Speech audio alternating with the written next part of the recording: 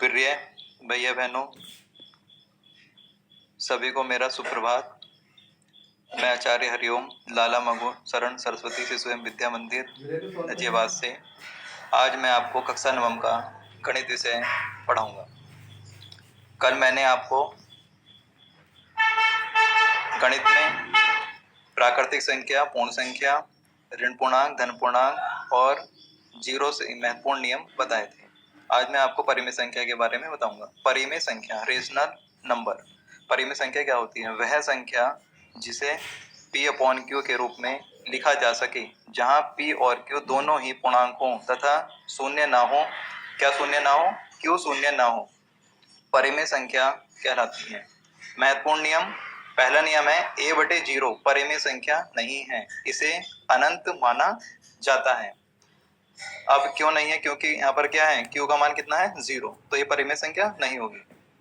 प्रत्येक पूर्णांक को 1 से भाग करके परिमेय संख्या P/Q के रूप में व्यक्त किया जा सकता है। जैसे 7 को अगर 1 से भाग देंगे 7/1 हो जाएगा, तो ये क्या हुआ? हमारी परिमेय संख्या हुई। ऐसे ही -5 को 1 से भाग देंगे तो क्या होगा? परिमेय संख्या। ऐसे ही 0 को 1 से भाग देंगे तो क्या होगा? परिमेय संख्या बन जाएगी आदि। अतः प्रत्येक पूर्णांक परिमेय संख्या है। नंबर 3 रूल है, यदि भिन्न संख्या के अंश और हर दोनों धनात्मक हो तो वह परिमेय संख्या धनात्मक होती है। जैसे 5/3, 4/7, 11/9 आदि।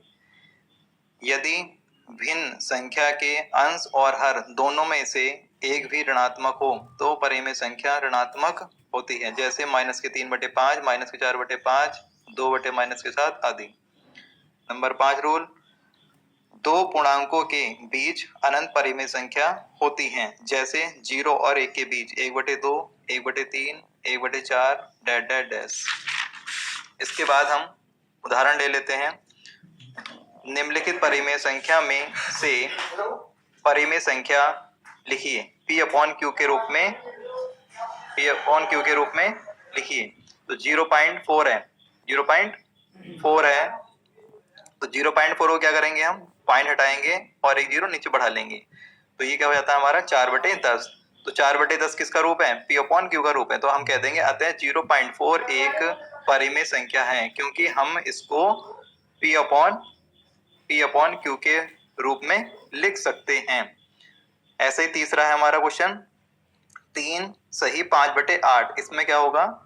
इसको P/Q के रूप में लिखना है। तो हमारी कौन सी भिन्न है? ये मिक्सर भिन्न है। कौन सी भिन्न है? मिक्सर भिन्न है। तो 8 या 24 हम पहले गुणा करते हैं, तो 8 या 24 आ जाएगा। ऊपर वाला ऐड कर देंगे, जोड़ देंगे, 5 हो जाएगा बटे 8। तो 24 प्लस का 29/8। तो किस रूप की हो गई? P/Q के रूप की हो गई। तो क्या हुई? हमारी परिमेय संख्या हुई √9 या वर्गमूल 9। तो अंडरवुड के अंदर 9 को हम क्या लिख सकते हैं? 3 गुणा 3।